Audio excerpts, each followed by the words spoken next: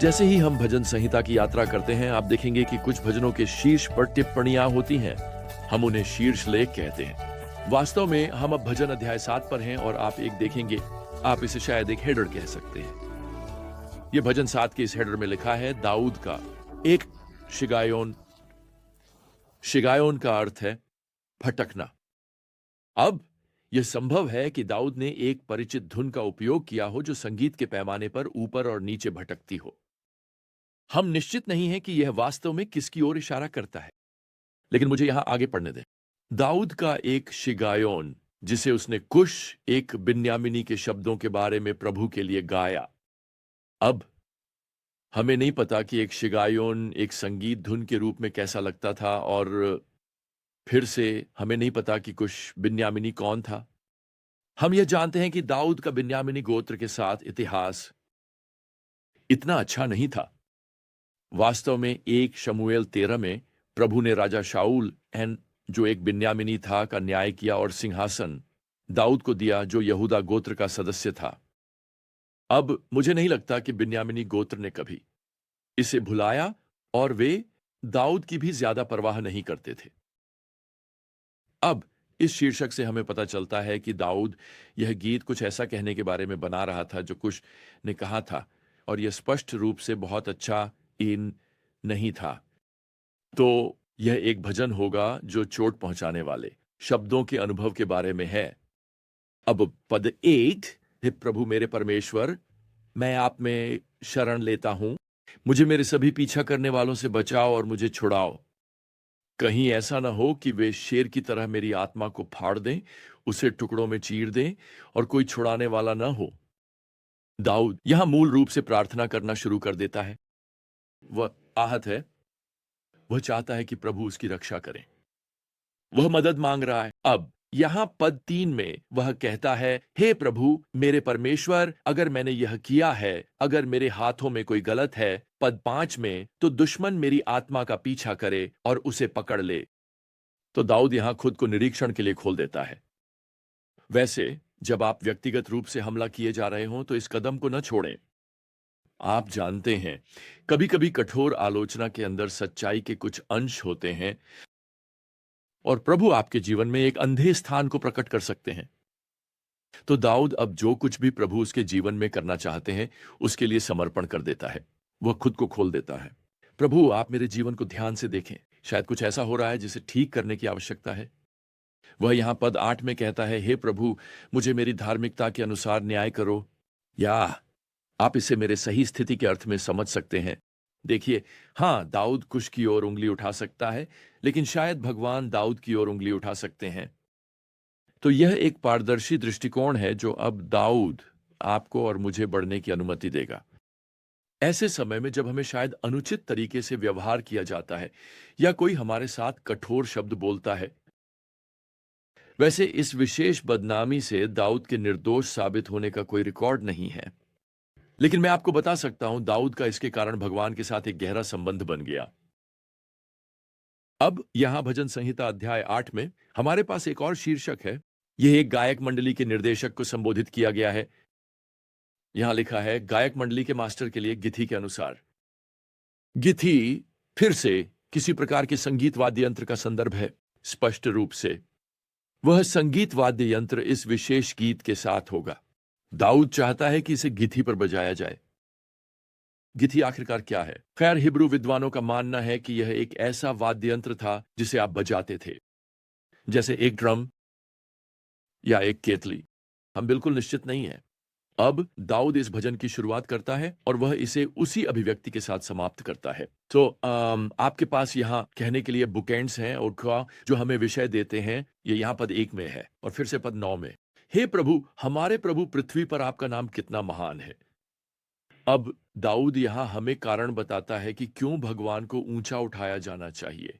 पद्य 2, बच्चों और शिशुओं के मुंह से आपने अपने शत्रुओं के कारण शक्ति स्थापित की है। मत्ती 21 में मुझे यह ध्यान आया कि यीशु वहां मंदिर में मुद्रा बदलने वालों की मेजें उलट देते हैं। वह अंधों और लंगड़ों को चंगा करते हैं। और फिर वह इन क्रोधित धार्मिक नेताओं से पद 16 में कहते हैं, क्या आपने कभी नहीं पढ़ा कि शिशुओं और बच्चों के मुंह से आपने स्तुति तैयार की है?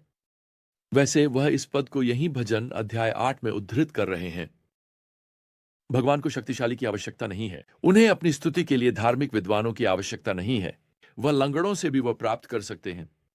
वह अंधों से भी वह स्तुति प्राप्त कर सकते हैं, यहां तक कि छोटे बच्चे जो उनकी स्तुति गा रहे हैं। अब दाऊद यहां पद 3 में लिखते हैं, जब मैं आपके आकाशों को देखता हूं, आपकी उंगलियों का काम, चांद और तारे जिन्हें आपने स्थान पर रखा है, मनुष्य क्या है कि आप उसकी सुधि लेते हैं, और मनुष्य का पुत्र कि आप उसकी देखभाल करते हैं। आप देखिए, जब दाऊद ऊपर देखते हैं और आकाशों का अवलोकन करते हैं, तो वह इसे उंगलियों का काम, सृजनकर्ता भगवान की मूर्तिकला कहते हैं। और दाऊद इस बात से अभिभूत थे कि ऐसा भव्य सृजनकर्ता मानव जाति के बारे में सोचने की परवाह करेगा।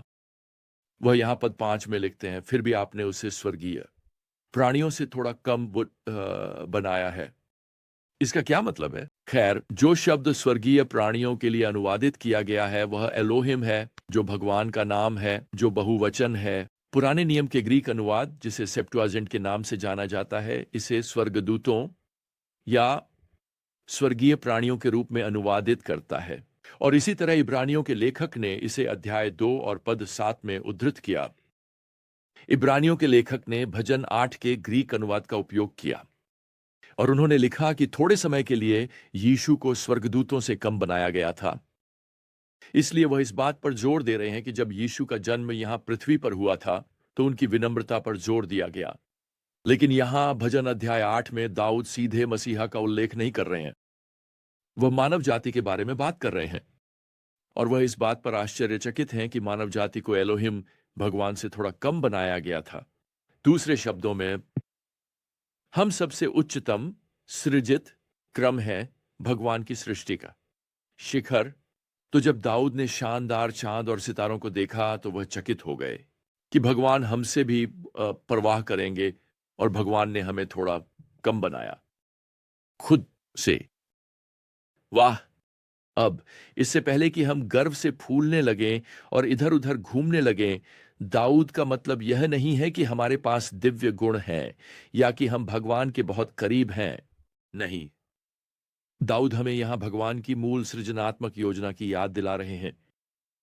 आदम और हव्वा भगवान की सृष्टि का शिखर थे, जिन्हें पृथ्वी के राजा और रानी के रूप में बनाया गया था, भगवान के शासन के अधीन।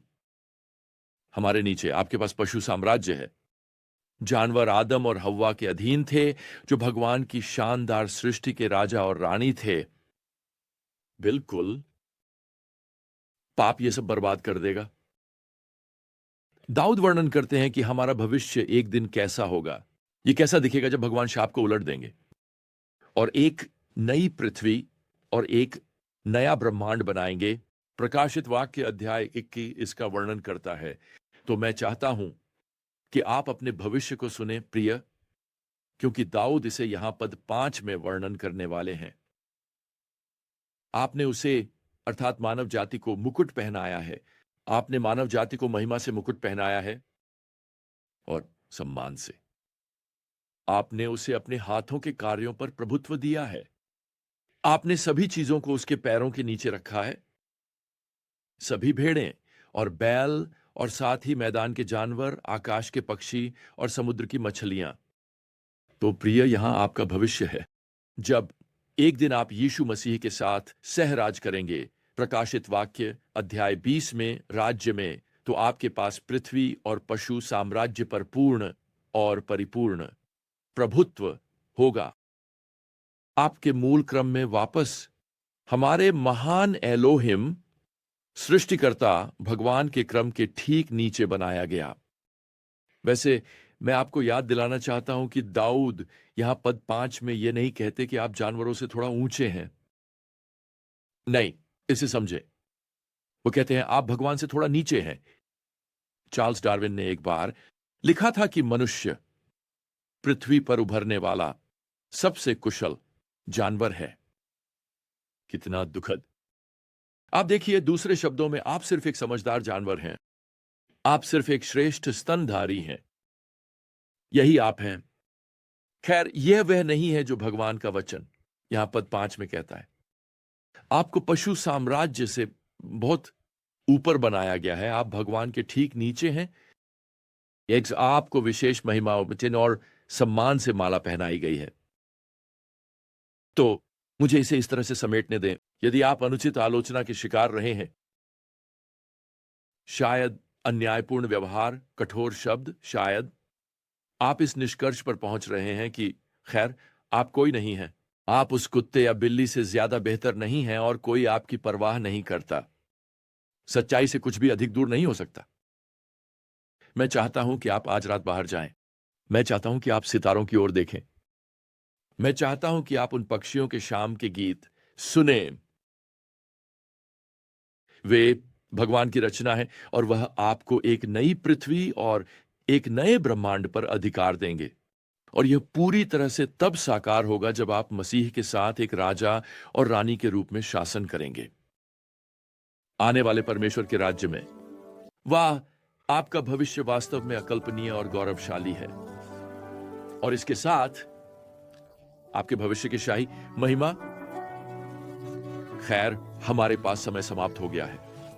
तो जब तक हम परमेश्वर की ज्ञान की पुस्तक के माध्यम से अपनी अगली यात्रा नहीं करते, जो हमें हमारा गौरवशाली भविष्य देती है, प्रभु यीशु मसीह की कृपा और परमेश्वर का प्रेम और पवित्र आत्मा की संगति आप सभी के साथ हो।